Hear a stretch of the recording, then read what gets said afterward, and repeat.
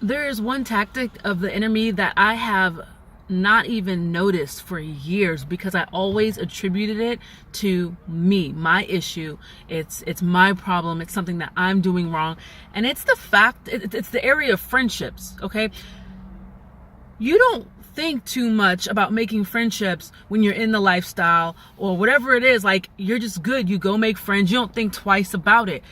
But immediately after I left the LGBTQ lifestyle, when I went to go make same-sex friends, all of a sudden I started to look at it through the filter of, wait a second, like, is this going to cause me to stumble? Do I find her attractive?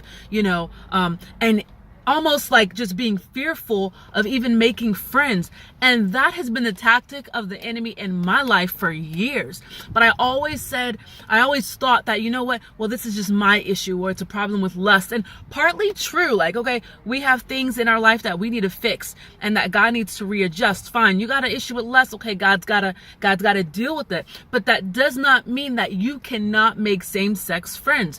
And we spend so much time being fearful of making friends because we wonder if we're going to stumble, if we're going to find them attractive, if we're going to lust after them. And that is so the enemy. And then what makes it worse is people who come into your life trying to be helpful. And I get it, right? And they say things like, well, do you find her attractive? She's like, this is an okay friendship to make. And then if you weren't thinking that already, that this was cool, everything was fine, now you're thinking, oh my God, do I find her attractive?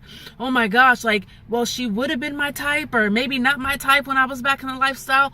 And now if it wasn't a thought before, it becomes a thought now. And now the enemy has something to work against you with.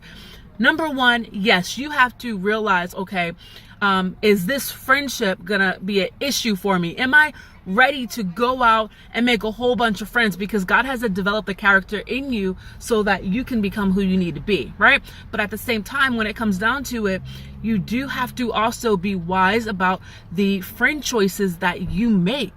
Not every friendship is going to cause you to stumble. The enemy wants to take friends out of your life so that you're just alone and on an island by yourself and feel miserable and then become depressed and then just, think to yourself, man, this is not fun being, ex-LGBTQ. This isn't fun following God, because all of a sudden now I don't have these friends or just friends, period, in my life. You're just isolated and you're alone.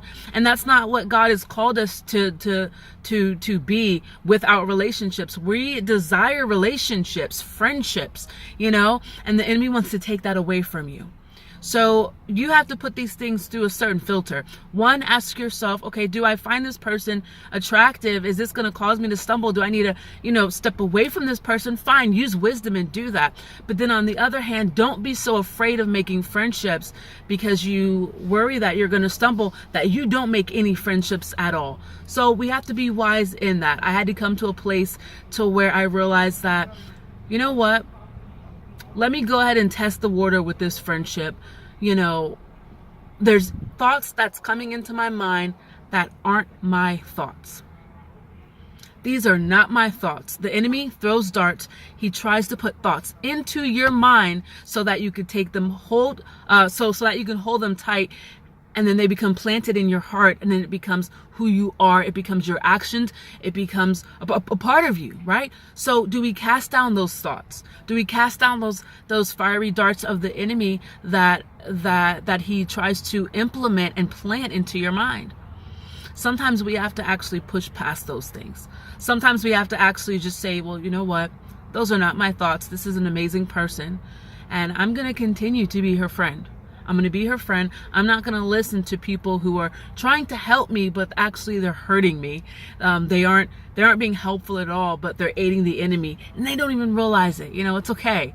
It's okay. But we have to be a big girl, be a big boy, whatever it is, and we need to learn how to discern for ourselves whether something is helpful or whether it's harmful. Love you guys.